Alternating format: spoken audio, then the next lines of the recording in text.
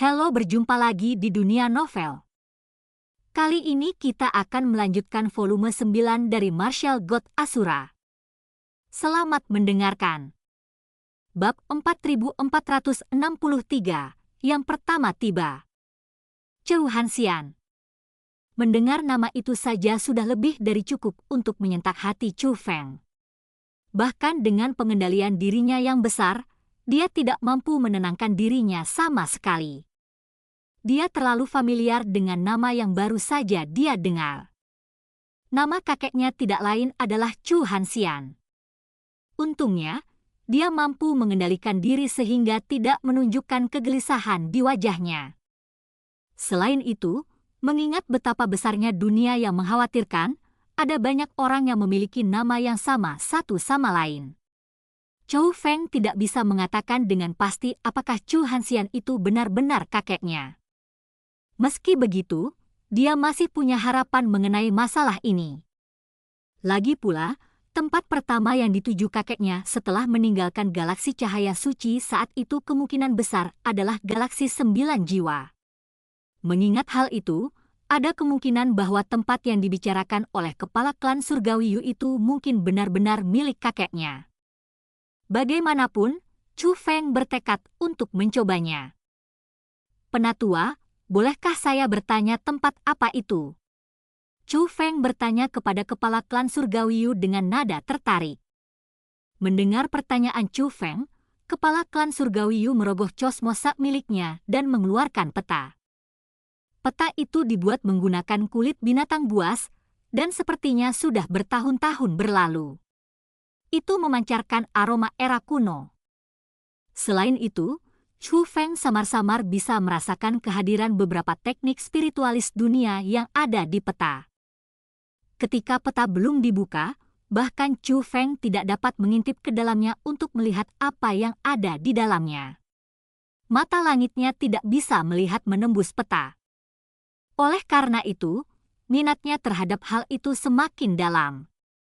Saya membeli ini dari lelang khusus yang diadakan di Ninsus Galaxy beberapa waktu lalu. Menurut penjualnya, peta itu mengarah ke tempat tersembunyi di mana harta karun besar kuburan. Saya tidak tahu apa harta karun itu, tetapi tampaknya harta itu sangat bermanfaat bagi para penggarap. Silakan melihatnya. Saat kepala klan Surgawi Yu berbicara, dia membuka peta dan menunjukkannya kepada semua orang. Anehnya, sepertinya tidak ada sesuatu yang istimewa di peta tersebut. Yang dilakukannya hanyalah menunjukkan lokasi tertentu. Lokasi yang ditunjukkan adalah alam atas di galaksi 9 jiwa. Selain itu, ada juga nama yang tertulis di pojok kanan bawah peta, yaitu tulisan Chu Hanxian.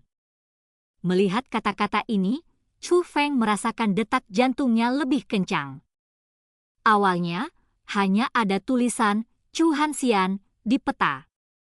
Menurut apa yang kudengar dari penjualnya, peta itu hanya akan mengungkapkan lokasi sebenarnya dari tempat tersembunyi itu ketika akhirnya terbuka. Belum lama berselang, rute tersebut akhirnya muncul di peta kosong, kata kepala klan Surgawi Yu kepada orang banyak. Kedengarannya sangat mistis. Mereka yang berasal dari junior terpesona. Menarik. Bahkan para ahli sekaliber sekte kuil kawanan mengerikan sangat tertarik dengan tempat tersembunyi yang ditampilkan di peta. Kepala klan Surgawi Yu, kapan kita akan bergerak? Meskipun kepala klan naga bernada tenang, kerumunan orang bisa tahu bahwa dia hampir tidak bisa menahan kegembiraannya. Fakta bahwa kepala klan Surgawi Yu sangat menghargai tempat tersembunyi ini sudah lebih dari cukup untuk menunjukkan betapa luar biasa tempat itu. Ada kemungkinan besar mereka bisa mendapatkan emas di sini, jadi bagaimana mungkin mereka, sebagai kultivator, melewatkan kesempatan yang begitu berharga? Jika semua orang setuju, pikiranku adalah segera berangkat. Namun, saya menyarankan kita untuk melakukan penyamaran terlebih dahulu. Kita tidak berada di galaksi cahaya suci, melainkan galaksi 9 jiwa sekarang, jadi sebaiknya kita menyembunyikan identitas kita untuk menghindari masalah yang tidak perlu, kata kepala klan Surgawi Yu. Ya, Kata-kata kepala klan surgawi Yu memang benar. Kerumunan dengan cepat menyimpan token mereka. Dengan lambaian lengan baju, mereka dengan cepat mengganti pakaian dan mengubah penampilan mereka. Beberapa dari mereka, untuk memastikan kesempurnaan penyamarannya, bahkan menggunakan harta karun dan mengenakan topeng. Dalam sekejap mata, semua orang sudah terlihat berbeda dari sebelumnya. Hanya Chu Feng yang masih terlihat sama. Teman muda Chu Feng, apakah kamu tidak akan menyamar? Melihat bagaimana Chu Feng tidak bergerak sedikit pun, seseorang di tengah kerumunan bertanya kepadanya karena penasaran. Sesepuh, saya lebih suka menggunakan wajah asli saya, jawab Chu Feng. Saya rasa teman muda Chu Feng memiliki pertimbangannya sendiri untuk membuat keputusan ini, jadi mari kita ikuti saja. Tidak ada orang yang menyuarakan penolakan mereka terhadap keputusan Chu Feng. Setelah semua yang terjadi, mereka sadar bahwa Chu Feng tidak bodoh. Sebaliknya, dia sangat cerdas, dan kemungkinan besar dia punya alasan untuk melakukan hal itu. Namun, apa yang orang banyak tidak tahu adalah bahwa Chu Feng akan sangat suka menyamar juga, tapi hanya saja dia tidak berani melakukannya karena orang misterius tertentu yang menculik Zhao Hong mengancamnya untuk tidak menyamar. Dengan semua persiapan yang matang, kuil kawanan mengerikan, klan surgawi Yu, sekte abadi awan langit, klan naga, dan Chu Feng akhirnya berangkat dengan mata terkunci pada tempat tersembunyi yang ditunjukkan pada peta. Berdasarkan peta, tempat tersembunyi yang ditinggalkan oleh kultivator bernama Chu Hanxian terletak di tengah pegunungan terpencil. Namun, ketika mereka akhirnya tiba di sekitar, bahkan sebelum mereka dapat melihat pegunungan, mereka tiba-tiba mendapati diri mereka tidak dapat melangkah lebih jauh. Sebuah penghalang cahaya putih besar yang tembus cahaya yang naik dari tanah ke langit tanpa batas telah menutup seluruh tempat itu. Seseorang telah menggunakan harta karun untuk memblokade area tersebut. Namun, kebetulan tempat yang harus dituju Chu Feng dan yang lainnya berada di luar penghalang. Dan yang lebih buruk lagi, mereka menemukan kerumunan besar telah berkumpul di dalam penghalang. Orang-orang ini tampaknya tidak berafiliasi satu sama lain. Sebaliknya, mereka tampak lebih seperti penonton yang sedang menyaksikan keributan. Menghadapi situasi seperti itu di hadapan mereka, Chu Feng dan yang lainnya tidak bisa menahan diri untuk tidak mengerutkan kening karena khawatir. Mungkinkah seseorang telah mengalahkan mereka sampai ke tempat tersembunyi? Bab 4464, saya tidak ingin melewatkannya. Harta karun yang menutup pegunungan tidak terlalu kuat. Saya dapat memecahkannya dengan mudah. Haruskah kita mencoba menerobos masuk dengan paksa? Kepala sekte kuil kawanan mengerikan mengirimkan transmisi suara diam-diam kepada kepala klan naga, tetua tertinggi dari sekte abadi awan langit, kepala klan surgawi Yu, dan yang lainnya.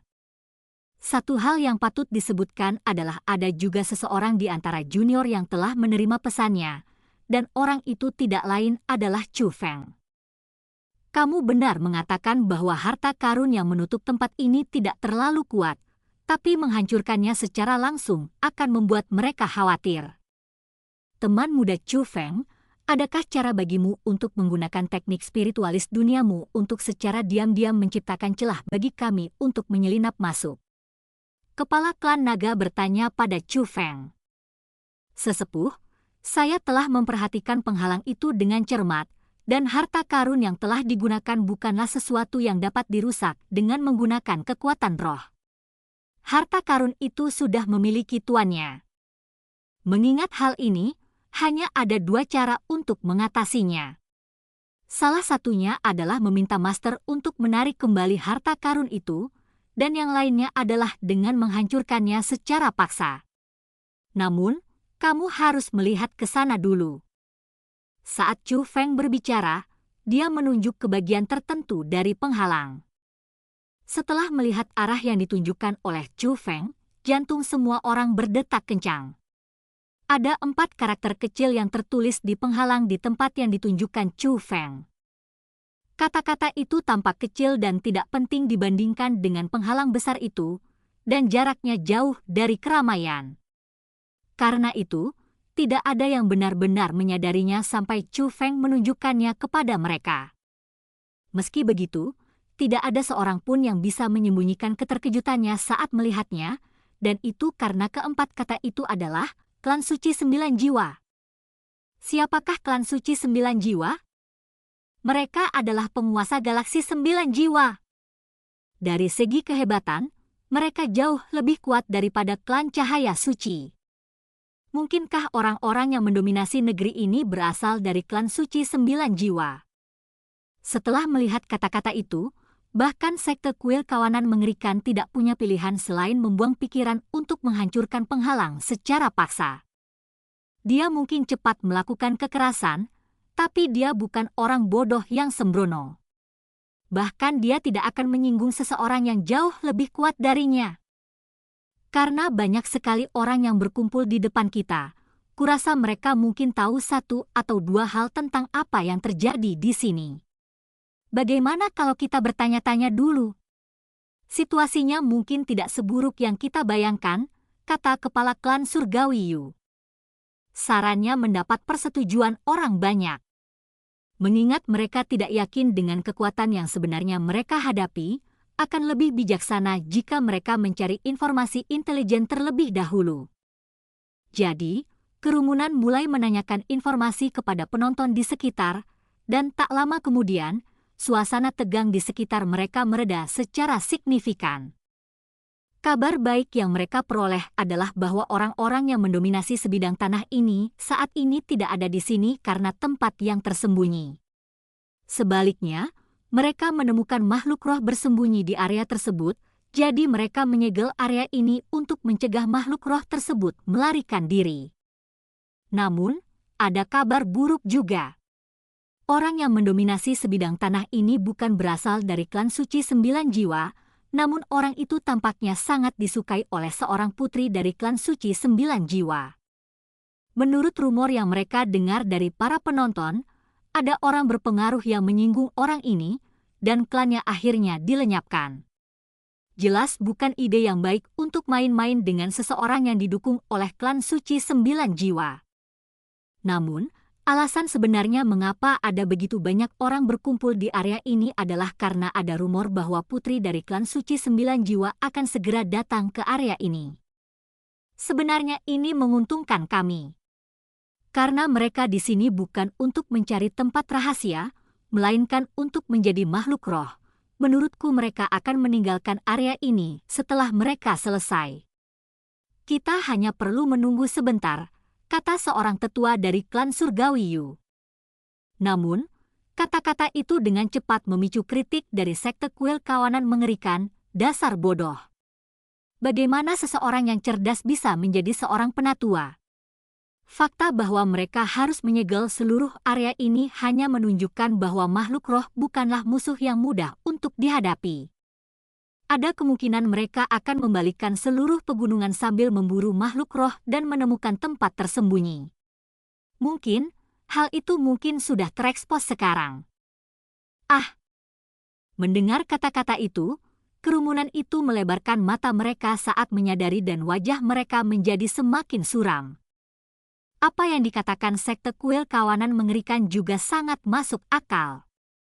Saya tidak melihat ada ahli terkemuka di antara kerumunan di dalam penghalang. Karena kita sudah menyamar, kenapa kita tidak menerobos masuk dan segera menyelesaikan pekerjaan, usul sekte kuil kawanan mengerikan. Tidak aman melakukan hal itu. Meskipun peta menunjukkan bahwa tempat tersembunyi tersebut terletak di tengah pegunungan, peta tersebut tidak menunjukkan lokasi pastinya.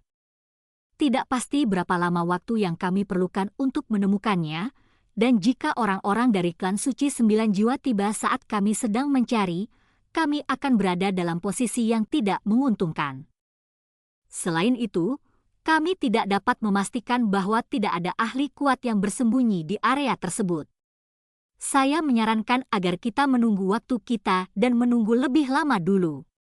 Bukanlah keputusan yang bijaksana untuk melawan orang-orang dari klan suci 9 jiwa, kepala klan naga menentang keputusan sekte kuil kawanan mengerikan.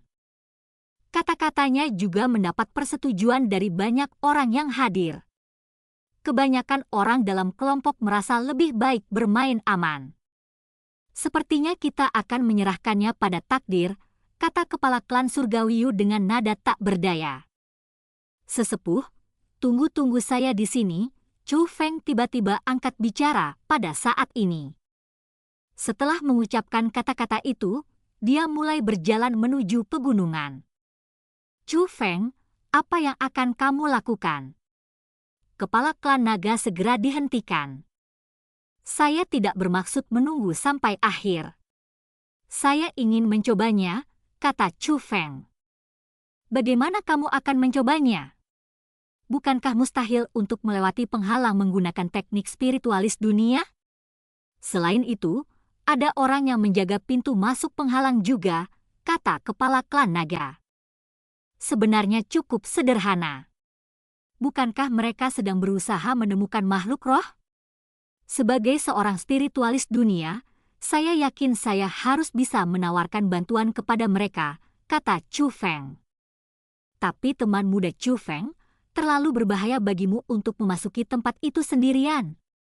Selain itu, berita mengenai tempat tersembunyi tersebut hanyalah informasi sepihak yang saya dengar selama pelangangan. Saya belum bisa memverifikasi keaslian berita tersebut. Tidak ada gunanya bagimu untuk menempatkan dirimu pada risiko besar atas sesuatu yang begitu tidak pasti, kepala klan Surgawi Yu menentang keputusan tersebut. Para ahli lain yang hadir juga mencoba menghentikan Chu Feng juga. Mereka tidak mau Chu Feng mengambil risiko. Namun, Chu Feng tersenyum pada mereka dan berkata, "Sesepuh, yakinlah. Aku akan menjaga diriku sendiri." Setelah itu, Chu Feng mulai berjalan menuju pegunungan. Apa yang dikatakan orang lain masuk akal. Merupakan hal yang biasa bagi para petani untuk membahayakan nyawa mereka demi harta karun, namun risiko dan ketidakseimbangannya harus proporsional agar sepadan. Memang tidak bijaksana untuk mengganggu dirinya sendiri atas sesuatu yang mungkin tidak ada. Namun, Chu Feng sedang memikirkan sesuatu yang sangat berbeda saat ini. Ini adalah pertama kalinya dia melakukan kontak dengan sesuatu tentang kakeknya sepanjang hidupnya, dan dia tidak bermaksud melewatkannya. Bab 4465, Sikap Dingin. Setelah mengambil keputusan, Chu Feng dengan cepat melewati kerumunan dan langsung menuju penghalang. Meskipun penghalang ini telah menutupi seluruh pegunungan, masih ada gerbang kecil di bawahnya yang bisa dilewati orang. Hanya saja gerbang kecil itu sedang ditutup, dan ada banyak penjaga yang mengawasinya. Pemimpin para penjaga adalah dua orang tua. Kedua lelaki tua ini tampaknya tidak terlalu kuat. Chu Feng tahu bahwa mereka hanya berada pada level yang maha tinggi. Tak perlu dikatakan lagi, budidaya penjaga lainnya bahkan lebih rendah. Namun, mereka memegang kunci untuk membuka gerbang di tangan mereka. Jika Chu Feng ingin melewati gerbang, dia harus mendapatkan pengakuan mereka. Sebenarnya, ada banyak orang di antara penonton yang budidayanya berada di atas dua lelaki tua itu, dan itu tidak termasuk kepala klan naga dan yang lainnya yang datang bersama dengan Chu Feng. Meski begitu, para penonton tetap menunjukkan rasa hormat yang mendalam terhadap kedua lelaki tua ini. Tidak ada yang berani mendekati gerbang itu sama sekali. Mereka hanya mengamati situasi dari jarak jauh. Alasannya adalah karena tuan dari kedua lelaki tua itu tidak lain adalah Zhao Yuzuo. Zhao Yuzuo adalah orang yang sangat dekat dengan seorang putri dari klan suci 9 jiwa. Identitas ini saja sudah lebih dari cukup untuk mengintimidasi orang lain, membuat tidak ada yang berani menyinggung perasaannya. Dan intimidasi ini juga meluas ke bawahan Zhao Yuzuo. Tidak ada payung pelindung yang lebih baik untuk berdiri selain dari klan suci 9 jiwa di galaksi 9 jiwa. Itu bukanlah penguasa galaksi 9 jiwa tanpa alasan. Jadi, ketika Chu Feng mencoba mendekati gerbang, dia langsung menarik perhatian semua orang. Keributan segera terjadi di tengah-tengah para penonton ketika mereka mencoba mencari tahu apa yang sedang dia lakukan. Bahkan kedua lelaki tua itu menembakkan tatapan bermusuhan pada Chu Feng saat melihatnya. "Tahan di sana! Tahukah kamu tanah siapa ini? Beraninya orang bodoh sepertimu berani mendekati tempat ini." Sebelum kedua lelaki tua itu bisa berbicara, seorang penjaga paruh baya telah mengangkat suaranya dan berteriak pada Chu Feng. Tidak hanya sikapnya yang menjijikkan, tetapi nadanya juga dipenuhi dengan rasa jijik yang dia rasakan terhadap Chu Feng. "Tetua, saya sangat menyadari hal itu. Ini adalah wilayah dua tuan muda klan Zhao," jawab Chu Feng.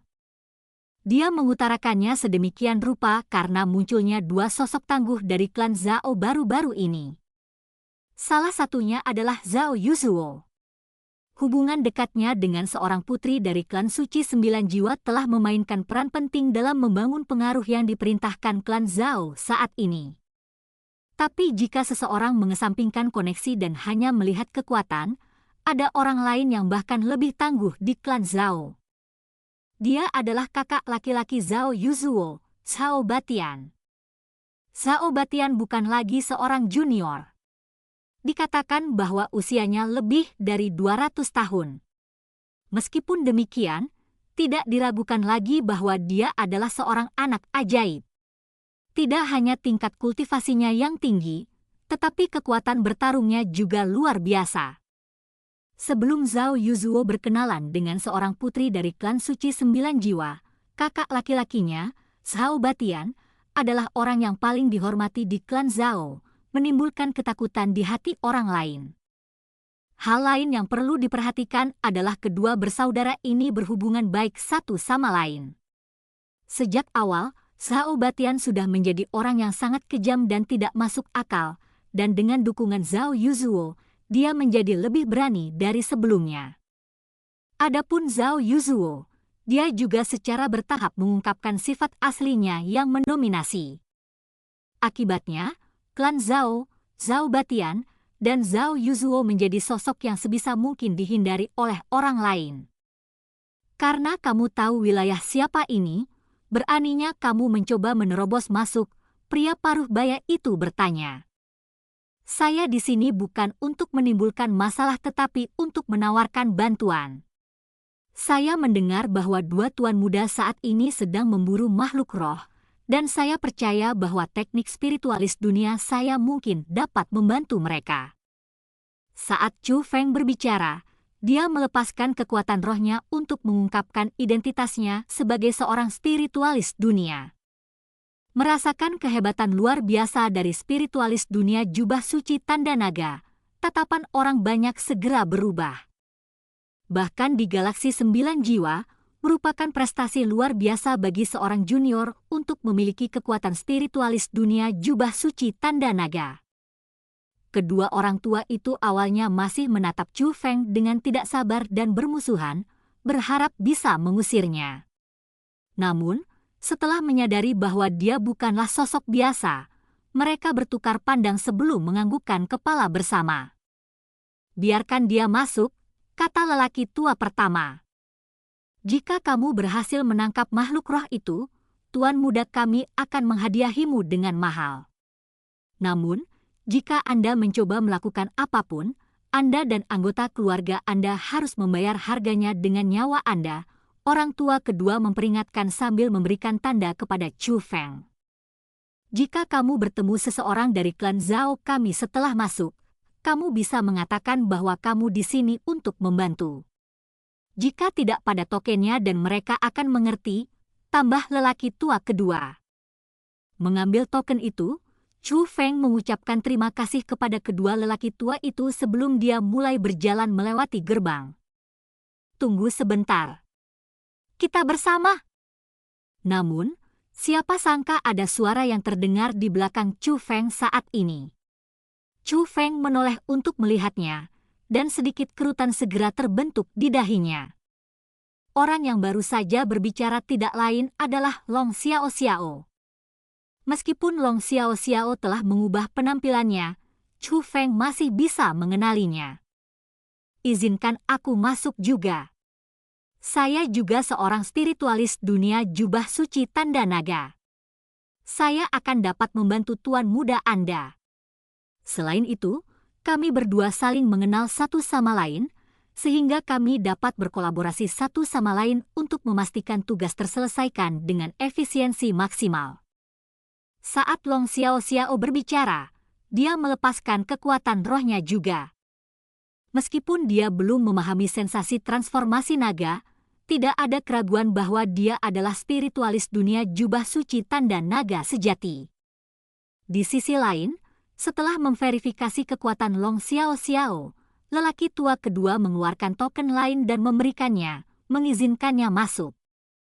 Akibatnya, Chu Feng dan Long Xiaoxiao akhirnya melewati gerbang dan memasuki pegunungan bersama. "Mengapa kamu di sini?"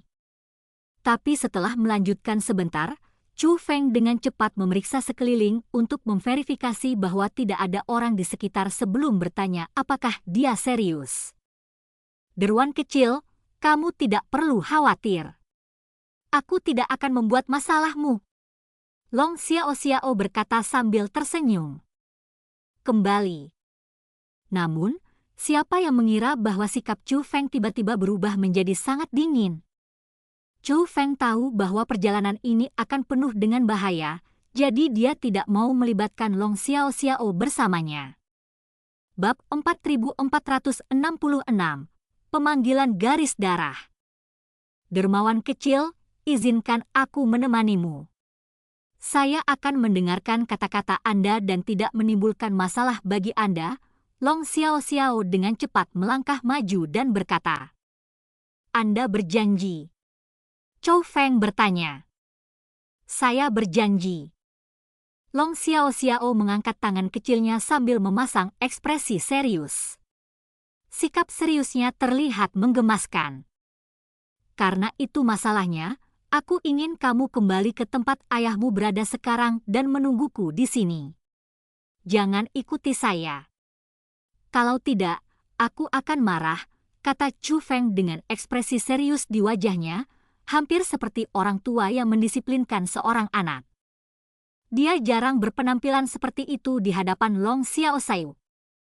Melihat Chu Feng yang begitu parah, Long Xiaoxiao segera gemetar ketakutan.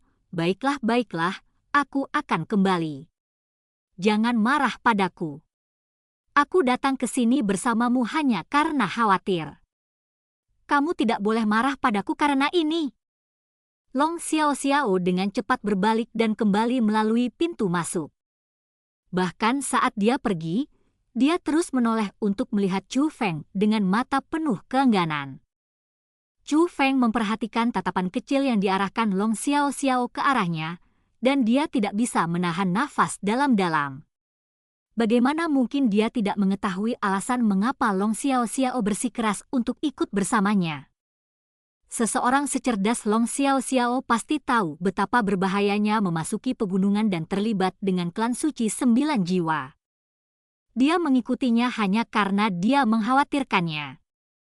Namun demikian, Chu Feng juga mengkhawatirkannya, jadi dia harus menyuruhnya pergi. Ini adalah situasi di mana bahkan ketua klan naga dan tokoh dikdaya lainnya di antara mereka tidak berani bergerak dengan mudah. Meskipun Chu Feng telah memutuskan untuk mengambil tindakan, dia tidak berniat melibatkan orang lain bersamanya. "Cepat pergi. Tunggu aku di luar dengan patuh." Chu Feng melambai ke Long Xiaoxiao, yang terus mengarahkan tatapan penuh kerinduan ke arahnya, dan senyuman tipis akhirnya muncul di wajah tegasnya. Melihat senyuman itu, ekspresi sedih di wajah Long Xiaoxiao akhirnya berubah menjadi senyuman cemerlang sekali lagi. "Kamu harus kembali dengan selamat." Long Xiaoxiao mengucapkan kata-kata itu sebelum akhirnya dia meninggalkan daerah itu dengan pikiran tenang. Tak lama kemudian, dia menghilang dari pandangan Chu Feng. Setelah memastikan bahwa Long Xiaoxiao telah pergi, Chu Feng akhirnya mulai berjalan lebih jauh ke pegunungan. Alih-alih mencari apa yang disebut makhluk roh, dia langsung menuju ke arah tertentu, seolah-olah dia sudah memutuskan kemana dia ingin pergi. Sejak dia memasuki pegunungan, dia sudah bisa merasakan darahnya bergejolak. Rasanya ada sesuatu yang beresonansi dengan darahnya, mencoba memanggilnya. Menghadapi situasi aneh ini, Chu Feng memiliki perasaan kuat bahwa resonansi ini datang dari tempat tersembunyi. Lagi pula, itu adalah tempat yang mungkin berisi jejak kakeknya. Kalau tidak, dia tidak bisa memikirkan alasan mengapa dia mengalami resonansi darah di tempat seperti ini. Hal ini membuat Chu Feng sangat bersemangat.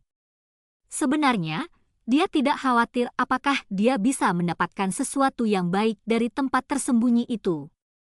Sebaliknya, dia lebih khawatir tentang apakah dia dapat menemukan petunjuk tentang kakeknya dari tempat tersembunyi itu.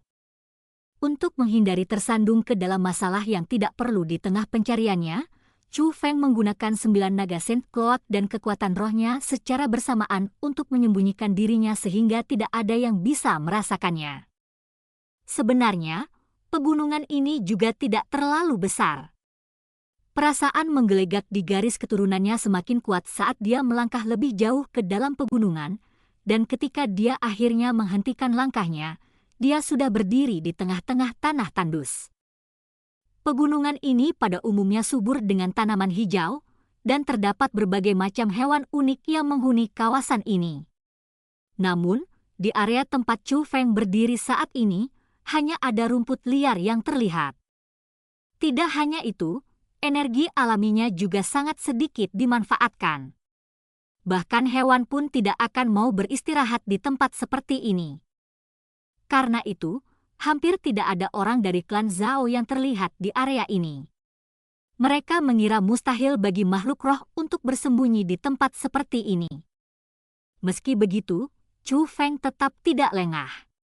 Dia dengan hati-hati mengamati sekelilingnya untuk memastikan tidak ada orang di sekitarnya sebelum akhirnya dia melangkah lebih jauh ke kaki gunung. Gulma yang tumbuh subur di kaki gunung sangatlah tinggi, sebagian besar menjulang setinggi puluhan meter. Itu terlihat hampir seperti hutan. Melewati hutan ilalang yang tinggi ini, Chu Feng segera menemukan sebuah gua. Sekilas, gua ini terlihat biasa saja. Tidak ada hal aneh yang perlu diperhatikan mengenai hal itu. Namun, begitu Chu Feng memasuki gua, tidak hanya darahnya yang tiba-tiba mulai mengalir deras, bahkan bulu kuduknya pun naik secara naluriah. Resonansi darah yang dia rasakan mencapai puncaknya. Dia segera melanjutkan perjalanannya, dan tak lama kemudian, dia tiba di bagian terdalam dari gua tersebut. Yang bisa dilihat di area terdalam ini hanyalah bebatuan. Tidak ada yang istimewa sama sekali. Namun, ketika Chu Feng mendekati ujung gua yang buntu sedikit lebih dekat, cahaya mistis tiba-tiba memenuhi permukaan dinding di bagian paling ujung. Rune mulai muncul. Rune-rune ini disusun dalam barisan yang rapi dan menutupi seluruh dinding di ujungnya seperti mural. Itu adalah pemandangan yang menakjubkan namun indah. Melihat rune, jantung Chu Feng berdetak lebih kencang karena kegembiraan.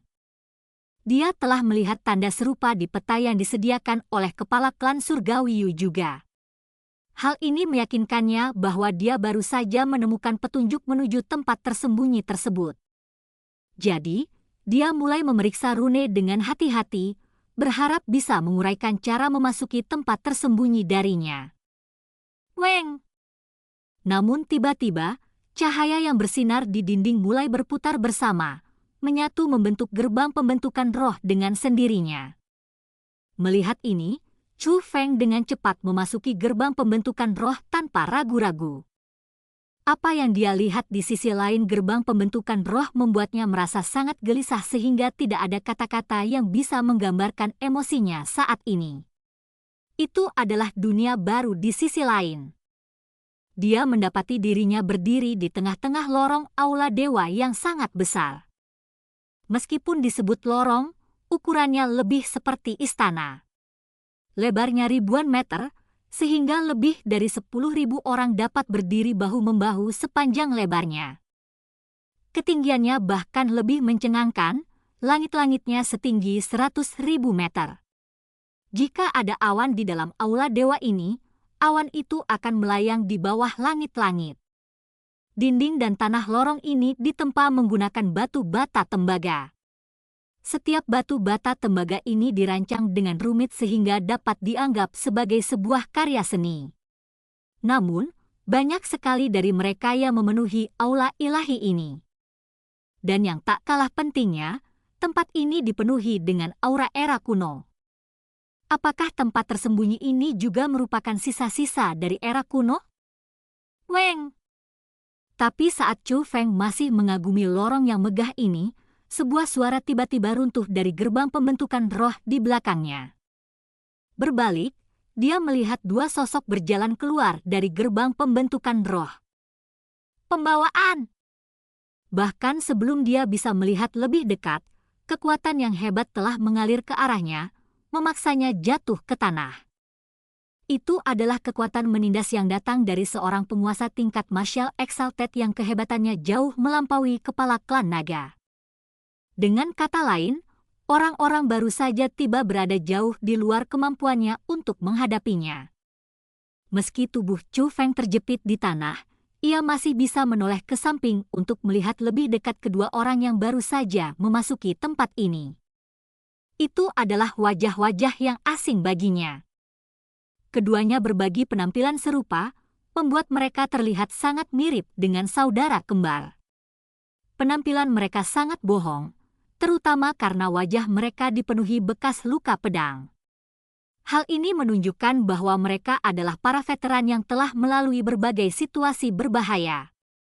Melalui wajah keriput mereka, Chu Feng dapat mengetahui bahwa mereka sudah lanjut usia. Namun, mata mereka tidak dipenuhi dengan perlindungan seorang tetua tetapi serangkaian kebiadaban yang bahkan lebih menakutkan daripada binatang buas. Ada aura kedengkian yang tidak dapat disembunyikan di kedalaman mata mereka yang hanya dimiliki oleh mereka yang telah merenggut nyawa banyak orang. Hanya dengan melihat mereka, Chu Feng tahu bahwa mereka jelas bukan musuh yang mudah untuk dihadapi. Bab 4467, penyusup tidak akan diberi ampun. Keduanya berpakaian agak aneh. Meski berpenampilan serupa, salah satu dari mereka mengenakan jubah putih sedangkan yang lainnya mengenakan jubah hitam. Jubah mereka menjulur sampai ke tanah, menutupi kaki mereka. Hal ini membuat mereka tampak seolah-olah melayang di sekitar tempat itu. Namun, itu bukanlah hal yang paling mengejutkan. Di tangan mereka, Chu Feng benar-benar melihat peta di masing-masing tangan mereka yang identik dengan yang dia lihat dari kepala klan surgawi Yu. Ternyata, ada lebih dari satu peta yang menuju ke tempat tersembunyi ini. Hal ini membuat Chu Feng menyadari bahwa situasinya sangat tidak menguntungkan baginya. Kedua orang ini pasti ada di sini untuk mencari harta karun di tempat tersembunyi ini. Keberuntunganmu sungguh luar biasa. Kami berdua telah mencari di sini selama berhari-hari tetapi tidak berhasil, tetapi Anda menemukan tempat ini segera setelah Anda tiba. Orang tua berjubah putih itu tertawa sinis pada Chu Feng. Saat dia tertawa, Chu Feng bisa melihat dua baris gigi hitam tajam di mulutnya. Itu membuat lelaki tua berjubah putih itu tampak sangat menjijikkan, hampir seperti binatang buas. Kak, itu semua berkat aku. Sudah kubilang padamu kalau bocah ini terlihat aneh. Alih-alih mencari makhluk roh setelah memasuki pegunungan, dia menuju ke satu arah, seolah-olah dia sudah memiliki tujuan dalam pikirannya. Saya tahu ada yang tidak beres dengan dia. Lebih penting lagi, dia bahkan menyembunyikan sosoknya sendiri menggunakan cara yang lebih canggih. Jika aku tidak bergerak cepat untuk menguncinya dengan alat pelacak sebelum dia menyembunyikan dirinya, kita mungkin tidak akan bisa menemukan tempat ini, kata lelaki tua berjubah hitam itu. Mendengar kata-kata itu, Chu Feng segera menyadari apa yang terjadi. Ternyata kedua lelaki tua ini mengikutinya ke sini. Dia telah memastikan untuk melanjutkan dengan hati-hati, Tetapi dia tidak dapat membayangkan bahwa seseorang telah mulai melacaknya bahkan sebelum dia dapat menyembunyikan dirinya. Tapi mengingat betapa kuatnya kedua lelaki tua sebelum dia, dapat dimengerti bahwa cara mereka jauh melampaui kemampuan Chu Feng untuk menghadapinya. Dia mungkin tidak akan menyadarinya, tidak peduli seberapa hati-hatinya dia. Kawan kedua, kamu sudah melakukannya kali ini. Jika bukan karena kamu bersikeras untuk melacak bocah ini, kami benar-benar tidak akan dapat menemukan tempat ini. Lelaki tua berjubah putih itu memuji lelaki tua berjubah hitam itu. Siapa kamu? Chu Feng bertanya dengan ragu. Dia sudah mengetahui mengapa mereka berdua ada di sini dan untuk apa mereka ada di sini. Sekarang, yang ingin dia ungkapkan adalah identitas mereka. Brad, sepertinya kamu orang yang penasaran. Karena Anda telah berhasil memimpin kami berdua di sini, saya dapat memberi pencerahan kepada Anda. Dengarkan baik-baik, kami adalah kedengkian kembar hitam putih yang terkenal. Kami dipekerjakan oleh seorang putri dari klan suci 9 jiwa untuk melindungi bocah nakal itu, Zhao Yuzuo. Kebetulan peta yang kami temukan beberapa waktu lalu tiba-tiba mengungkapkan bahwa tempat tersembunyi telah terbuka di pegunungan ini, jadi kami membujuk bocah itu untuk memburu makhluk roh di sini. Saat lelaki tua berjubah putih itu berbicara, dia merogoh cosmos sak miliknya dan mengeluarkan sebuah labu. Cahaya meledak dari dalam labu, dan makhluk roh putih yang bertubuh kuda tetapi berkepala kelinci tiba-tiba muncul dengan cahaya yang luar biasa. Setelah melihat ini, Chu Feng segera menghubungkan semuanya. Karena kedengkian kembar hitam putih ditugaskan oleh seorang putri dari klan suci 9 jiwa untuk melindungi Zhao Yuzuo, mereka tidak bisa meninggalkan sisinya. Kecuali mereka memikat Zhao Yuzuo ke pegunungan ini, mereka tidak akan bisa datang ke sini. Jadi, mereka dengan sengaja menyebarkan berita bahwa makhluk roh sedang berkeliaran di pegunungan untuk membawa Zhao Yuzuo ke sini, dan menggunakan identitasnya, mereka menutup pegunungan ini dan memanfaatkan kesempatan ini untuk mencari tempat tersembunyi yang ditunjukkan di atas peta. Setelah mereka selesai mendapatkan harta karun itu, mereka akan menyerahkan makhluk roh itu kepada Zhao Yuzuo, bertindak seolah-olah mereka baru saja berhasil menangkapnya. Bocah, wajar saja jika kami memberitahumu bahwa masalah kami melindungi Zhao Yuzuo adalah sebuah rahasia. Bahkan di dalam klan Zuo, satu-satunya yang mengetahui masalah ini selain Zhao Yuzuo adalah Zhao Batian. Jadi, tidakkah Anda penasaran mengapa kami memberitahu Anda tentang hal itu? Ini semua agar kamu tidak begitu menyedihkan hingga mati tanpa disadari. Kilatan ganas melintas di mata lelaki tua berjubah putih itu. Dia berniat membunuh Chu Feng. Jika kamu membunuhku, kamu tidak perlu bermimpi untuk meninggalkan tempat ini hidup-hidup. Chu Feng segera berteriak keras-keras. Kata-kata itu sangat efektif. Orang tua berjubah putih yang hendak memenggal kepala Chu Feng segera menghentikan perbuatannya. Anda adalah para veteran yang telah menghabiskan waktu bertahun-tahun di dunia kultivator. Tidakkah kamu penasaran untuk mengetahui mengapa aku dapat menemukan tempat ini dengan begitu mudah padahal kalian berdua telah mencari dengan sia-sia begitu lama? Memperhatikan keraguan pihak lain, Chu Feng segera melanjutkan. Baiklah, aku akan memberimu kesempatan untuk berbicara. Katakan padaku kenapa kamu bisa segera menemukan tempat tersembunyi ini, perintah lelaki tua berjubah putih itu. Namaku Chu Feng. Apakah kamu paham sekarang? Kata Chu Feng. Chu Feng? Bagaimana apanya? Lelaki tua berjubah putih itu bertanya dengan bingung. Saya yakin Anda harus mengetahui nama pemilik tempat ini, kan? Chu Feng bertanya. Apakah kamu mencoba memberitahuku bahwa kamu adalah keturunan Chu Hanxian? Lelaki tua berjubah putih itu bertanya. Memang. Saya adalah keturunan Chu Hanxian. Chu Hanxian adalah kakekku. Anda sedang berdiri di wilayah kakek saya saat ini, Namun Anda berani memperlakukan saya dengan kurang ajar. Apakah kamu lelah hidup? Kata Chu Feng. Hahaha. Bocah, kamu benar-benar tahu cara berbohong. Baik lelaki tua berjubah putih maupun lelaki tua berjubah hitam tertawa terbahak-bahak. Jika menurut Anda itu bohong, Anda bebas mencobanya. Saya hanya memperingatkan Anda karena kebaikan hati saya, Chu Feng mencibir dengan dingin. Sikap percaya diri Chu Feng melampaui ekspektasi lelaki tua berkulit putih dan lelaki tua berkulit hitam, dan itu menyebabkan mereka sedikit ragu.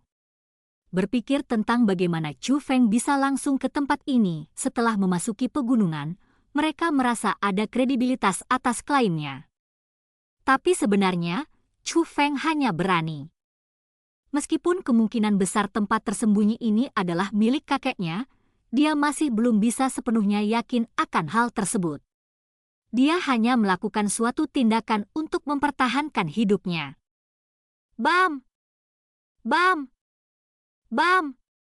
Tiba-tiba, suara gema terdengar di seberang lorong. Setiap kali suara ini menggemuruh, akan disertai dengan getaran. Segera, banyak pasang mata merah darah yang bersinar muncul dari dalam lorong. Saat mereka mendekat dan mendekat, wajah mereka perlahan-lahan menjadi lebih jelas. Jumlahnya ada puluhan. Masing-masing setinggi 10 meter. Mengenakan baju besi plat tembaga, mereka memiliki tubuh manusia dan kepala serigala. Masing-masing dari mereka memancarkan aura seorang penguasa tingkat martial exalted. Berdasarkan aura kehebatan mereka, mereka tampaknya lebih kuat dari kedua lelaki tua itu. Mereka semua tiba-tiba muncul menyadari Chu Feng dan kedengkian kembar hitam putih secara bersamaan, dan niat membunuh yang kuat muncul dari mereka. Langkah kaki mereka semakin cepat saat mereka mendekati mereka dengan kecepatan yang semakin meningkat. Tanah bergetar dengan frekuensi yang meningkat, dan niat membunuh yang mengerikan terasa semakin jelas setiap detiknya. Tekanan mengerikan semakin meningkat dengan cepat pada Chu Feng dan rencana kembar hitam putih. Bahkan Chu Feng tidak bisa tidak mengungkapkan kengeriannya pada adegan ini. Dengan setiap langkah yang diambil makhluk-makhluk ini, mereka akan bernyanyi dengan marah. Penyusup tidak akan diberi ampun. Penyusup tidak akan diberi ampun. Penyusup tidak akan diberi ampun. Bab 4468, Anda akhirnya datang. Chu Feng mungkin masih memiliki keraguan pada awalnya, tetapi tidak diragukan lagi bahwa makhluk bertubuh manusia berkepala serigala ini sedang menuju langsung ke arah mereka lagi. Dan yang membuat Chu Feng merasa sangat terkejut adalah niat membunuh yang mereka pancarkan juga ditujukan padanya. Mereka juga tidak berniat untuk menyelamatkannya. Dia juga menjadi sasaran agresi mereka. Astaga! Astaga! Pada saat inilah kedengkian kembar hitam putih di belakangnya masing-masing mengeluarkan sebuah token. Token ini terbuat dari kayu, tetapi ada tulisan rune di atasnya yang sangat mirip dengan rune yang dia lihat di dinding gua sebelumnya. Setelah kedua lelaki tua itu mengeluarkan tokennya, makhluk-makhluk itu benar-benar mengalihkan pandangan dari mereka. Dengan ini, agresi mereka sekarang hanya tertuju pada satu orang, Chu Feng. Ini, Chu Feng merasa sangat tertahan.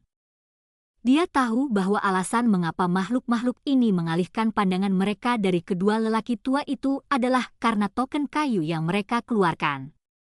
Namun, dia tidak membawa benda seperti itu. Ini benar-benar menempatkannya dalam situasi yang canggung. Beberapa saat yang lalu dia mengancam kedua lelaki tua ini, mengatakan bahwa dia adalah keturunan dari pemilik tempat tersembunyi ini. Namun, tiba-tiba, dialah satu-satunya yang diserang oleh para penjaga. Dengan ini, kebohongannya terungkap. Tidak disangka itu benar-benar berguna. Sepertinya kita menghabiskan banyak uang untuk itu. Kedua lelaki tua itu melihat token di tangan mereka dan menghela nafas lega sebelum akhirnya mengarahkan pandangan mengejek ke arah Chu Feng. Berat, bukankah kamu bilang kakekmu adalah pemilik tempat ini? Bukankah itu akan membuat monster-monster di sana menjadi pelayanmu? Aneh sekali. Tapi sepertinya mereka tidak mengenalimu sama sekali. Kedua lelaki tua itu mengejek Chu Feng. Mereka tidak terus menyerang Chu Feng, memilih mundur dan menonton keributan itu. Pergantian peristiwa saat ini dengan jelas memberitahu kedengkian kembar hitam putih bahwa Chu Feng telah berbohong selama ini dan bahwa kakeknya bukanlah pemilik tempat ini. Kalau tidak, makhluk-makhluk ini tidak akan berani menunjukkan taringnya pada Chu Feng sama sekali. Biarkan aku pergi sekarang, dan aku bisa menyelamatkan nyawamu. Kalau tidak, tidak ada dari kalian yang akan meninggalkan tempat ini hidup-hidup. Chu Feng mencibir kedua lelaki tua itu. Sebenarnya, dia sangat ingin bangun sekarang dan meninggalkan tempat ini. Sementara makhluk bertubuh manusia berkepala serigala itu sedang berbaris ke arahnya sekarang, kecepatan mereka masih belum terlalu cepat. Selama Chu Feng segera meninggalkan tempat ini, dia harus bisa bertahan hidup. Sangat disayangkan bahwa tubuhnya masih tertahan oleh kekuatan opresif dari kedua lelaki tua itu. Meskipun Chu Feng tahu bahwa kebohongannya telah terungkap, dia tidak punya pilihan selain memaksakannya. Tidak ada lagi yang bisa dia lakukan selain ini. Masih berakting, ya? Jika kamu sekuat yang kamu klaim, kenapa kamu tidak menyuruh pelayanmu membunuh kami berdua? Kedua lelaki tua itu menatap Chu Feng dengan mengejek saat mereka perlahan mundur ke pintu masuk gerbang pembentukan roh. Kebohongan Chu Feng tidak akan membuat mereka goyah lagi. Melihat bahwa tidak ada gunanya berbicara dengan kedua lelaki tua ini, dia menoleh ke arah rusa ilahi di dalam tubuhnya dan memohon bantuan, "Tetua, hanya kamu yang bisa menyelamatkanku sekarang. Kamu tidak bisa hanya menonton diam-diam saat mereka mencabik-cabikku. Ini adalah satu-satunya harapan yang tersisa, atau dia hanya bisa menunggu kematian tanpa harapan. Kamu benar-benar tidak berguna." Dan yang membuat Chu Feng senang, rusa ilahi benar-benar meresponsnya. Setelah itu, tubuh Chu Feng berubah menjadi seberkas cahaya putih dan melesat langsung ke kedalaman lorong. Kemana perginya bocah itu? Kedua lelaki tua itu heran melihat Chu Feng menghilang tepat di bawah kelopak mata mereka. Situasi mendadak ini membuat mereka bingung pada awalnya karena mereka berpikir bahwa Chu Feng mungkin benar-benar memiliki hubungan aneh dengan tempat tersembunyi ini. Namun, makhluk yang berjalan ke arah mereka tiba-tiba mengekang niat membunuh mereka dan dengan patuh berjalan ke sisi lorong. Itu adalah tindakan membuka jalan bagi mereka untuk melewatinya. Ini semakin membuktikan pemikiran mereka bahwa Chu Feng tidak ada hubungannya dengan tempat ini, terutama karena hanya setelah Chu Feng menghilang barulah makhluk-makhluk ini akhirnya tenang. Artinya, Chu Feng hanya menggunakan semacam cara untuk melarikan diri dari mereka sebelumnya. Sepertinya bocah itu punya rahasia padanya. "Kakak, kita tidak bisa membiarkan dia pergi. Kita perlu menangkapnya dan mendapatkan harta apapun yang ada padanya," kata lelaki tua berjubah hitam itu. "Kamu benar. Ayo bertaruh." Bocah nakal itu belum meninggalkan tempat ini. Saat lelaki tua berjubah putih itu berbicara, dia mengambil harta karun dan menyegel gerbang pembentukan roh.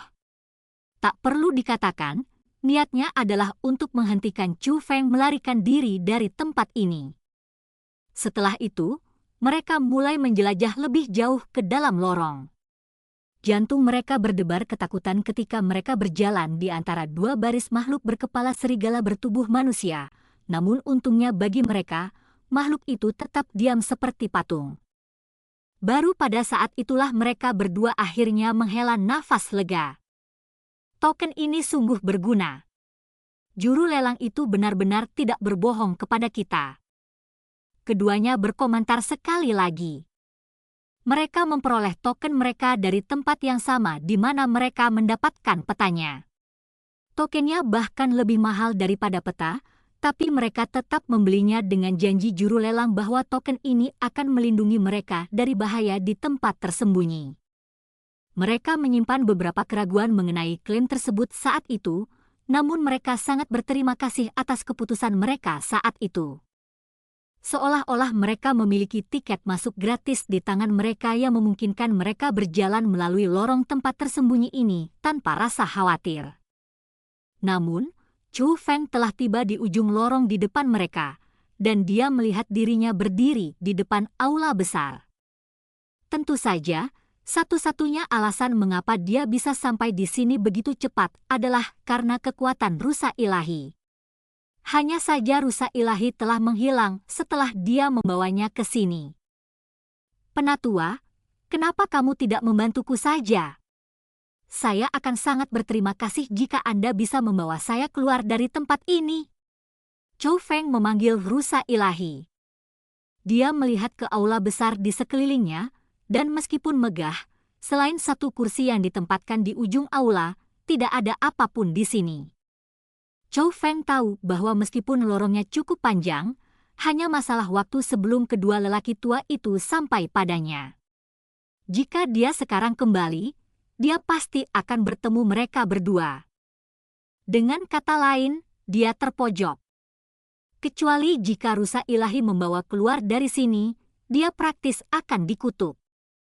Namun, tidak peduli bagaimana dia mencoba memanggil rusa ilahi, dia tidak menanggapinya sama sekali.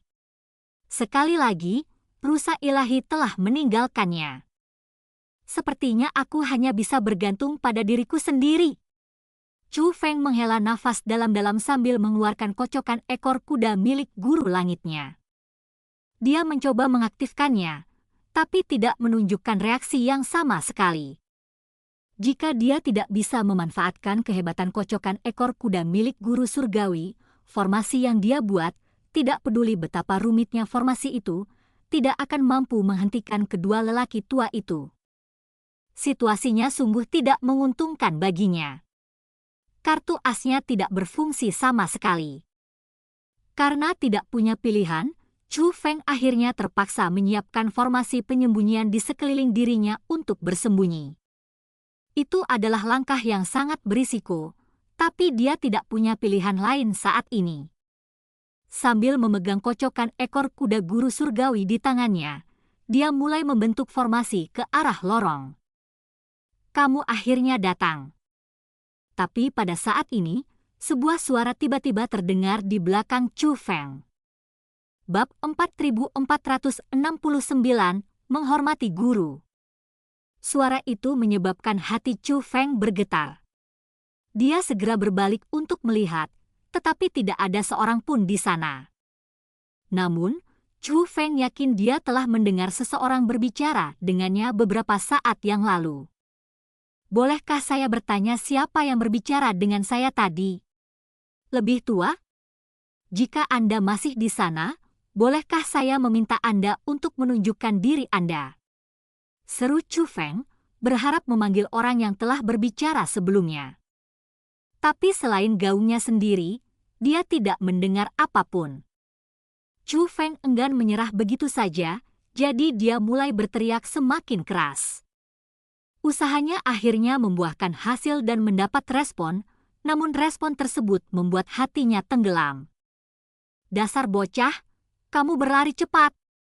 Itu adalah suara kedengkian kembar hitam putih. Dia berbalik untuk melihat lorong dan melihat bahwa kedengkian kembar hitam putih sudah berdiri di pintu masuk aula, menghalangi jalan keluar Chu Feng. Bagaimana mereka bisa sampai di sini begitu cepat? Chu Feng bergumam pada dirinya sendiri dengan cemberut. Mengingat seberapa panjang jalurnya, seharusnya tidak mungkin bagi mereka untuk sampai ke sini secepat itu. Berat, apa yang kamu lakukan tadi? Itu karena harta yang kamu miliki, kan? Serahkan harta itu kepada kami sekarang juga, dan kami berdua akan mengizinkanmu pergi dengan selamat. Kalau tidak, hehehe. Kejahatan kembar hitam putih memandang Chu Feng dengan niat jahat di mata mereka. Harta karun? Seperti yang saya katakan sebelumnya, Chu Hanxian adalah kakek saya. Sudah jelas bahwa saya bisa datang dan pergi sesuka saya di dalam wilayah kakek saya. Apakah saya memerlukan harta karun untuk hal seperti itu? Jangan lupa, jika bukan karena aku, kamu bahkan tidak akan bisa masuk ke sini. Jawab Chu Feng dengan angkuh. Selain berpura-pura dan menakut-nakuti mereka, tidak ada yang bisa dilakukan Chu Feng terhadap kedua orang tua ini. Brat, apakah kamu benar-benar berpikir bahwa kepalsuanmu yang putus asa itu masih bisa merugikan kami? Apakah Anda menganggap kami bodoh? Kedengkian kembar hitam putih mencibir dengan dingin. Mereka sama sekali tidak percaya dengan apa yang dikatakan Chu Feng. Hong, lama sekali. Namun tiba-tiba, suara gemuruh keras terdengar di atas mereka. Melihat ke atas, mereka menyadari bahwa ubin tembaga yang membentuk langit-langit sedang bergerak. Setelah itu, bayangan yang tak terhitung banyaknya tiba-tiba melompat ke tanah. Dalam sekejap mata, aula itu sudah dipenuhi ribuan makhluk bertubuh manusia berkepala serigala, dan mereka dengan cepat mengepung Chu Feng dengan erat. Brat, kamu mengaku bahwa kamu adalah penguasa tempat ini, bukan? Buktikan saja. Melarikan diri dari makhluk-makhluk ini, dan kami akan mempercayaimu. Kedengkian kembar hitam putih menyombongkan diri atas penderitaan Chu Feng. Astaga! Namun di saat berikutnya, ribuan makhluk itu tiba-tiba berlutut dan mengepalkan tangan. Sebuah suara menggema bergema keras di seberang aula. Memberi hormat kepada Tuan. Pemandangan ini bahkan mengejutkan Chu Feng sendiri. Raut wajah si kembar hitam putih malevolence bahkan lebih menarik lagi. Apa yang sedang terjadi? Bukankah makhluk-makhluk ini berusaha membunuh bocah itu tadi? Mengapa mereka tiba-tiba berlutut dan memanggilnya Tuan mereka? Apakah ini berarti dia benar-benar penguasa tempat ini? Astaga! Setelah itu, ribuan makhluk yang berlutut tiba-tiba bangkit kembali, dan secara bersamaan, mereka mengalihkan pandangan mereka ke arah kejahatan kembar hitam putih. Tidak ada belas kasihan yang akan diberikan kepada orang-orang berdosa yang menyinggung Tuan kita. Ribuan makhluk mengeluarkan lolongan marah secara bersamaan saat mereka mengarahkan niat membunuh mereka yang luar biasa terhadap kedengkian kembar hitam putih. Kami memiliki token ini di tangan kami. Beraninya kamu tidak menghormati kami. Melihat situasinya menjadi serba salah, kedengkian kembar hitam putih mengeluarkan token mereka dengan bingung dan mengarahkannya ke makhluk di depan mereka. Tidak ada belas kasihan yang akan diberikan kepada orang-orang berdosa yang menyinggung Tuan kita. Namun kali ini, makhluk-makhluk itu tidak punya niat untuk mundur sama sekali. Sebaliknya, niat membunuh mereka malah menjadi lebih tajam dari sebelumnya. Secara serempak, mereka mengerahkan kekuatan mereka yang menindas terhadap kedengkian kembar hitam putih. Gua! Tidak mungkin si kembar hitam putih yang jahat bisa melawan hal itu. Seperti anjing mati, mereka terjatuh ke lantai, tidak bisa bergerak sama sekali. Tekanan dari pihak yang menindas mungkin menyebabkan tubuh mereka mulai retak. Pahlawan muda, kami salah. Tolong biarkan kami pergi. Kejahatan kembar hitam putih buru-buru memohon belas kasihan pada Chu Feng. Mereka menyadari bahwa mereka telah melakukan kesalahan fatal. Chu Feng benar-benar penguasa tempat ini. Namun, Chu Feng tidak mengindahkan permohonan belas kasihan mereka. Dia masih mencoba memahami situasi saat ini. Astaga! Sementara Chu Feng masih tenggelam dalam pikirannya, makhluk-makhluk itu telah bergerak menuju kejahatan kembar hitam putih. Mereka menghunus pedang di pinggang mereka dan menebaskannya pada kedua lelaki tua itu. Darah berceceran di mana-mana. Pada saat Chu Feng akhirnya tersadar dari linglungnya, kedengkian kembar hitam putih sudah tergeletak di genangan darah, tidak bernapas sama sekali. Mereka sudah mati. Sementara itu, makhluk-makhluk itu menyarungkan pedangnya dan membungkuk dalam-dalam pada Chu Feng sebelum melompat ke udara dan menyelam kembali ke langit-langit aula. Bahkan aura menakutkan yang mereka pancarkan telah menghilang tanpa jejak. Kalau bukan karena mayat si kembar hitam putih yang jahat masih tergeletak di hadapannya, dia akan sulit percaya bahwa apa yang baru saja dia alami beberapa saat yang lalu adalah nyata. Semuanya terjadi begitu cepat sehingga rasanya tidak ada bedanya dengan mimpi. Apa yang sedang terjadi? Sebelumnya, ketika mereka masih di pintu masuk, makhluk-makhluk ini mencoba membunuhnya. Melalui kekuatan rusa ilahi, Chu Feng berhasil lolos dari kematian. Kali ini, dia dihadapkan pada makhluk yang sama seperti sebelumnya, hanya saja dalam jumlah yang lebih banyak. Seharusnya tidak ada perbedaan sama sekali, tapi kenapa kali ini mereka memanggilnya sebagai tuan mereka?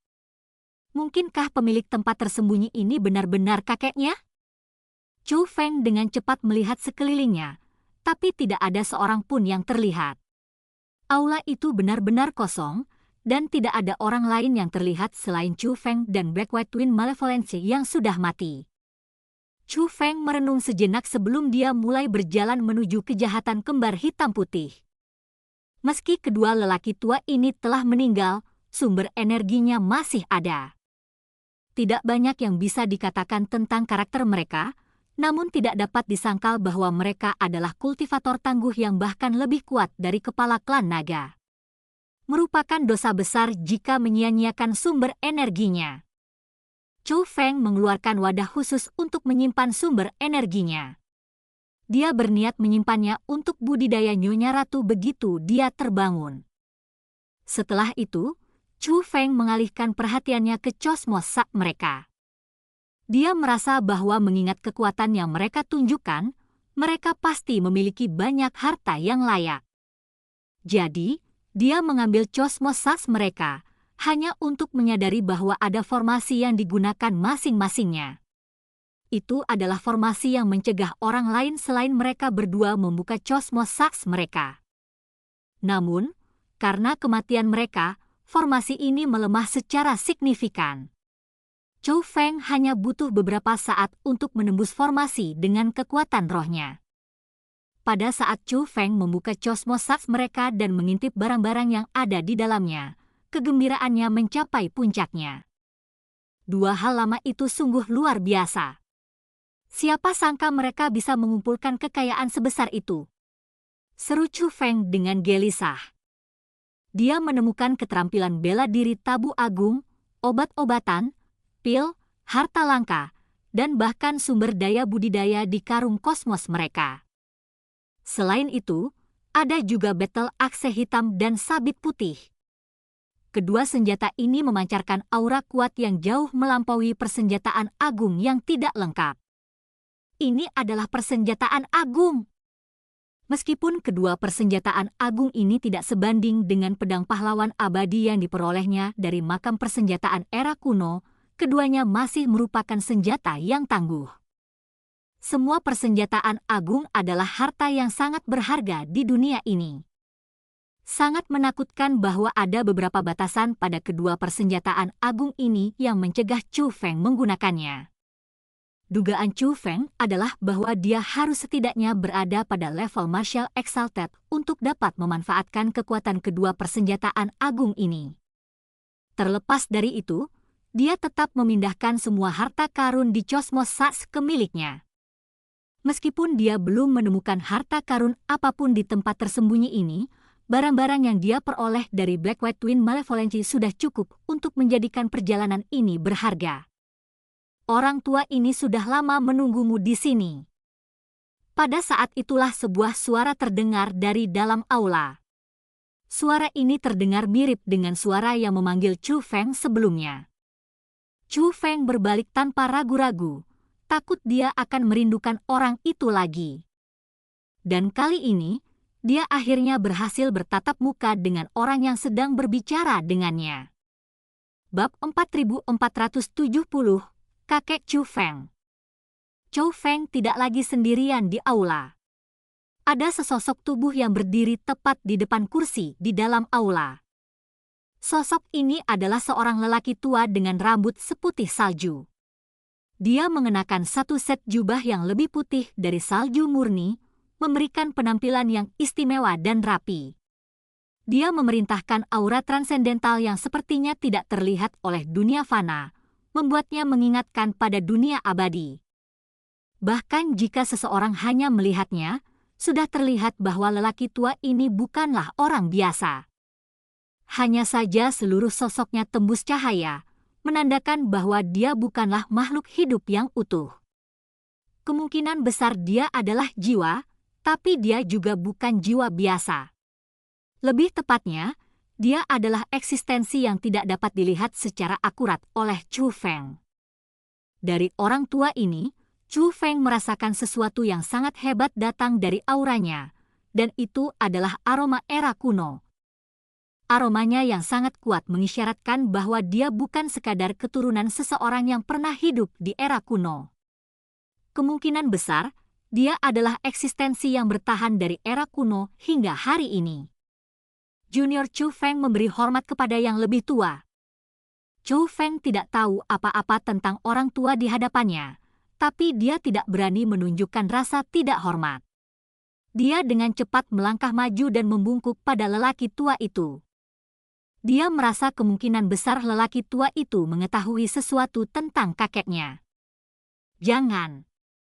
Orang tua ini tidak layak menerima busurmu. Jika kita mengikuti hierarki yang ketat, Anda adalah tuan muda saya. Bagaimana saya bisa membuat tuan muda saya membungkuk kepada saya? Begitu Chu Feng menurunkan punggungnya, orang tua itu langsung muncul di hadapan Chu Feng dan mengangkatnya. Meskipun lelaki tua itu dalam kondisi jiwa, kekuatannya sangat besar. Penatua, apakah kamu kenal kakekku? Chu Feng bertanya. Sementara Chu Feng menebak-nebak, dia ingin mengklarifikasi masalah ini untuk memastikannya. Kami tidak hanya mengenal satu sama lain. Ada senyuman tipis namun sedih di bibir lelaki tua itu saat dia mengucapkan kata-kata itu dengan tenang. Ketika Chu Feng mendengar kata-kata itu, dia tidak bisa mempertahankan ketenangannya lagi. Jawaban lelaki tua itu telah memastikan tebakannya. Tempat ini benar-benar berhubungan dengan kakeknya, dan Chu Hanxian yang disebutkan di peta tidak diragukan lagi adalah kakeknya. Penatua, apakah kamu tahu di mana kakekku saat ini? Chu Feng meraih lengan lelaki tua itu karena gelisah dan bertanya. Ambil napas dalam-dalam dan tenang dulu, kata lelaki tua itu kepada Chu Feng sambil tersenyum ringan. Bukan tanpa alasan dia mengatakan hal itu. Tubuh Chu Feng mulai bergetar, dan matanya sangat tajam. Dia seperti kehilangan kendali atas emosinya. Mereka yang mengenal Chu Feng pasti akan terkejut melihatnya dalam kondisi saat ini. Dia selalu bisa tetap tenang apapun masalahnya, dan jarang sekali dia kehilangan dirinya seperti itu. Di sisi lain, Chu Feng juga menyadari bahwa dia menjadi sedikit terlalu gelisah setelah mendengar apa yang dikatakan orang tua itu. Dia segera melepaskan cengkeramannya pada lengan lelaki tua itu. Maafkan saya, tetua. Saya sedikit terlalu kurang ajar. Hanya saja aku terlalu ingin tahu tentang urusan kakekku. Penatua, bisakah Anda memberitahu saya apakah kakek saya masih di sini saat ini? Chu Feng bertanya. Saya yakin Anda seharusnya sudah mempunyai jawaban di benak Anda ketika menanyakan pertanyaan itu, jawab lelaki tua itu. Jadi, kakekku tidak ada di sini. Memang benar, Chu Feng berpikir bahwa kakeknya tidak mungkin ada di sini. Kalau tidak, orang yang bertemu dengannya saat ini bukanlah orang tua ini. Karena kakeknya tidak terlihat saat ini, kemungkinan besar dia sudah tidak ada lagi di sini. Meskipun ada tebakan seperti itu di benaknya, Chu Feng masih memiliki secercah harapan di benaknya, berharap bahwa dia mungkin salah menyimpulkan. Namun, seperti sudah ditakdirkan, dia pasti akan kecewa. Sepertinya dia tidak ditakdirkan untuk bertemu kakeknya, Chu Hanxian, hari ini. Sudah hampir 1000 tahun sejak dia meninggalkan tempat ini, kata lelaki tua itu. Hampir 1000 tahun? Penatua, Apakah Anda ingat persis sudah berapa tahun sejak kakek saya pergi dari sini? Chou Feng bertanya. Saya tidak dapat mengingatnya dengan jelas lagi, tapi seharusnya kurang dari 1000 tahun, jawab lelaki tua itu. Jadi begitu. Penatua, Anda harus mengetahui beberapa urusan seputar kakek saya, bukan? Bisakah Anda memberitahu saya apa yang Anda ketahui tentang dia? Chou Feng bertanya. Sepertinya kamu sangat mengkhawatirkan kakekmu. Sejujurnya, aku sangat terkejut melihatmu. Saya tidak berpikir bahwa Chu Hanxian benar-benar akan menjadi seorang kakek. Ketika saya merasakan Anda mendekati area ini, saya mengira Anda adalah putranya. Waktu pasti berlalu dengan cepat. Dulu ketika saya mengenalnya, dia masih junior, kata lelaki tua itu sambil tersenyum. Seorang junior? Maksudmu kakekku masih junior saat pertama kali bertemu dengannya. Mendengar kata-kata itu, rasa penasaran Chu Feng terguncang. Meskipun dia masih memiliki beberapa informasi mengenai ayahnya, dia hampir tidak tahu apapun tentang kakeknya. Namun lelaki tua ini mengatakan bahwa dia mengenal kakeknya ketika kakeknya masih muda. Dilihat dari perkataan lelaki tua itu, sudah 1000 tahun sejak kakeknya meninggalkan daerah ini. Namun berdasarkan apa yang diketahui Chu Feng, kakeknya adalah seorang kultivator di generasi yang sama dengan penatua tertinggi Chu Hanpeng, yang berarti kakeknya seharusnya berusia lebih dari 10.000 tahun saat ini. Ini berarti lelaki tua ini telah mengenal kakeknya selama 9.000 tahun sebelum mereka kehilangan kontak 1000 tahun yang lalu. Ini lebih dari cukup untuk menyoroti hubungan dekat mereka satu sama lain. Pastinya lelaki tua itu akan mengetahui banyak hal tentang kakeknya jika itu masalahnya. Bahkan jika kakeknya tidak ada lagi di sini, perjalanan ke sini akan tetap bermanfaat jika dia dapat mengetahui lebih banyak tentang kakeknya dari lelaki tua di sini. Memang, pertama kali aku melihat kakekmu, dia masih junior seusiamu. Seorang bocah nakal dengan tingkat kultivasinya sebenarnya bisa masuk ke tempat tersembunyi ini, saya sangat terkejut saat itu. Ada pandangan jauh di mata lelaki tua itu saat dia berbicara, dan dia mengelus jenggotnya dengan penuh kenangan. Sepertinya kenangan masa lalu mengalir ke kepalanya. Di sisi lain, Chu Feng merasa sulit menahan diri lagi. Penatua, bisakah Anda memberitahu saya apa yang Anda ketahui tentang kakek saya? Chou Feng bertanya. Nada suaranya membawa sedikit permohonan di dalamnya. Dia terlalu penasaran untuk mengetahui tentang kakeknya. Kenapa kamu begitu penasaran dengan perselingkuhan kakekmu? Apakah kakekmu tidak pernah menceritakan apapun tentang masa lalunya kepadamu? Lelaki tua itu bertanya dengan bingung. Sejujurnya, tetua, saya belum pernah bertemu kakek saya sebelumnya. Dia telah hilang selama bertahun-tahun, dan saya tidak tahu bagaimana kondisinya saat ini.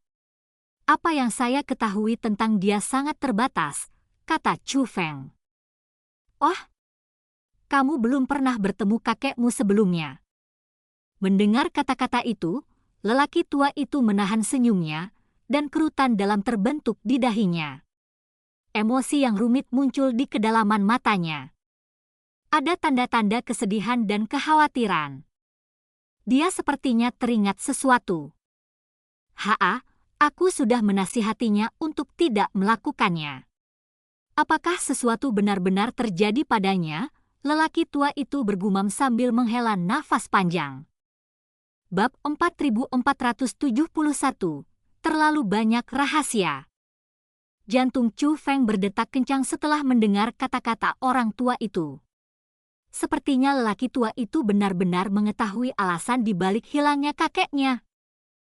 Penatua, tahukah kamu kemana kakekku pergi? Apa yang dia rencanakan? Chou Feng bertanya. Kamu adalah anggota keluarganya. Apakah kamu benar-benar tidak tahu apa-apa? Lelaki tua itu menatap Chu Feng dengan tatapan yang dalam. Tapi sebelum Chu Feng bisa menjawab, dia sudah menjawab pertanyaannya sendiri dengan bergumam, tapi sekali lagi, sudah menjadi sifatnya untuk menyembunyikan sesuatu dari orang-orang yang dia sayangi. Dia mungkin tidak ingin kamu mengkhawatirkannya. Mendengar bagaimana lelaki tua itu berbelit-belit benar-benar membuat Chu Feng merasa sangat frustrasi. Dia merasa lelaki tua itu enggan bercerita tentang kakeknya. Melihat ini, Chu Feng memutuskan untuk langsung ke pokok permasalahan dan bertanya langsung, "Penatua, saya ingin Anda memberitahu saya apa yang sedang dilakukan kakek saya." "Saya?" Orang tua itu menatap Chu Feng dengan ketidakpastian di matanya. Dia sepertinya bimbang antara dua keputusan saat ini. Ternyata dugaan Chu Feng benar. Orang tua itu sengaja menyembunyikan kebenaran dari Chu Feng. Namun, terlepas dari pertimbangan apa yang ada dalam pikiran orang tua itu, Chu Feng bertekad untuk mengetahui kebenaran darinya. "Putong!" Chu Feng berlutut di depan orang tua itu. "Penatua, bukan hanya saya yang belum pernah bertemu kakek saya sebelumnya. Bahkan ayahku juga belum pernah bertemu dengannya. Menurut apa yang kudengar, kakekku meninggalkan klan pada usia yang sangat muda, dan dia tidak pernah kembali lagi sejak saat itu. Ayah saya dikirim kembali ke klan oleh orang tak dikenal yang hanya memiliki manual keterampilan. Selama bertahun-tahun, ayah saya, klan saya, dan saya sangat khawatir dengan apa yang terjadi dengan kakek saya. Jika Anda mengetahui sesuatu tentang kakek saya mohon Anda memberitahu saya." Chu Feng berbicara dengan cemas. Selama bertahun-tahun sekarang, klan surgawi Chu sama sekali tidak tahu bagaimana keadaan Chu Hanxian. Bukan saja mereka tidak tahu apakah dia masih hidup atau sudah mati, tapi mereka bahkan tidak tahu siapa nenek Chu Feng. Menurut apa yang dikatakan klan surgawi Chu saat itu, Chu Xuanyuan tidak memiliki luka atau darah apapun pada dirinya saat itu, tetapi ada bau darah yang sangat menyengat di tubuhnya. Itu bukan pertanda baik. Kemungkinan besar itu berarti Chu Xuanyuan dibawa keluar dari tempat yang penuh dengan darah. Tidak ada yang tahu apa sebenarnya keadaannya, tetapi tampaknya Chu Hansuan hanya mengirim Chu Xuanyuan kembali ke klan surgawi Chu sebagai upaya terakhir. "Tetua, tolong beritahu saya. Bukankah kamu menyebutkan bahwa kamu telah menungguku? Jika itu masalahnya, kenapa kamu tidak mau memberitahuku apapun?" Chu Feng sangat gelisah sehingga nadanya bergetar dan matanya memerah. "Saya mengizinkan Anda masuk ke sini untuk mencari tahu bagaimana keadaan kakek Anda, tetapi menurut saya hal ini tidak akan terjadi." Mendesah. Orang tua itu menghela nafas dalam-dalam. Setelah mendengar kata-kata Chu Feng, matanya akhirnya kembali tegang. Dia telah memutuskan untuk memberitahu Chu Feng apa yang ingin dia ketahui. "Aduh!" Tapi saat lelaki tua itu hendak berbicara, wajahnya tiba-tiba berubah kesakitan. Tubuhnya terjatuh ke tanah karena rasa sakit saat dia mencakar kepalanya dengan putus asa. "Lebih tua!" Khawatir, Chu Feng bergegas maju untuk membantu orang tua itu, hanya untuk menemukan bahwa dia benar-benar tidak berdaya. Tak satu pun dari caranya mampu meringankan rasa sakit orang tua itu. Orang tua itu semakin lemah dan semakin lemah, sampai-sampai tubuhnya menjadi pingsan. Kalau terus begini, sepertinya lelaki tua itu akan benar-benar mati. Ini benar-benar membuat Chu Feng panik. Namun, saat Chu Feng putus asa, kondisi lelaki tua itu tiba-tiba mulai membaik lagi. Tak lama kemudian, dia cukup sehat untuk berbicara sekali lagi. "Seperti yang kamu lihat, bukannya aku tidak ingin memberitahumu.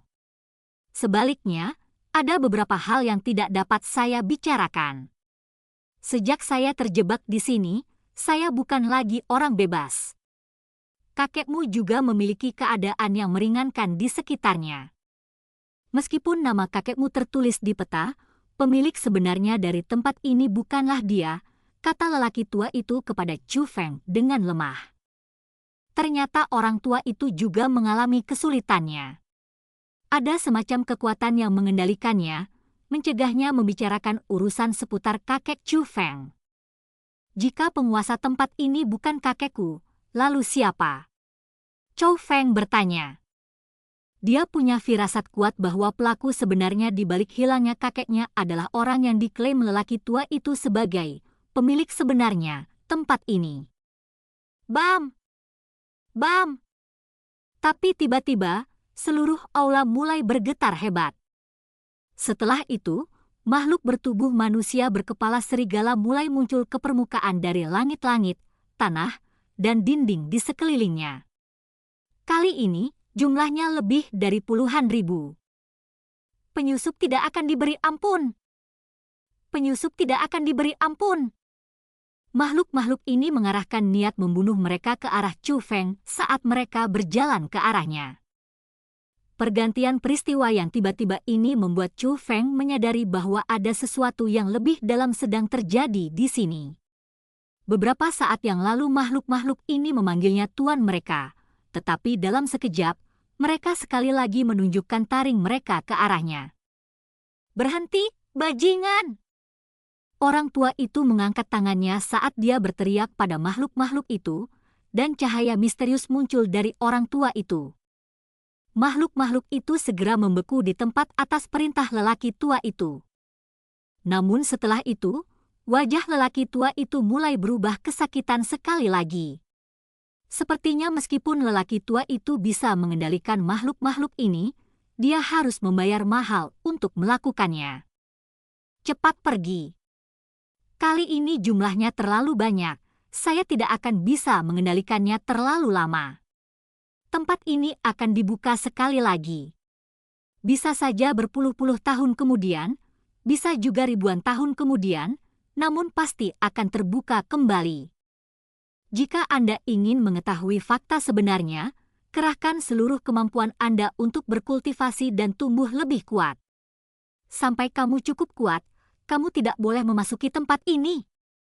Juga, kamu hanya perlu tahu bahwa kakekmu bukanlah orang jahat. Jika sepertinya dia telah melakukan kesalahan, Anda harus yakin bahwa dia punya alasan untuk melakukan hal tersebut. Anda tidak boleh menyalahkan dia, orang tua itu berteriak pada Chu Feng. Chu Feng bisa merasakan kekuatan dahsyat menyelamatkan dirinya, dan tiba-tiba, sekelilingnya diliputi oleh gelombang cahaya putih.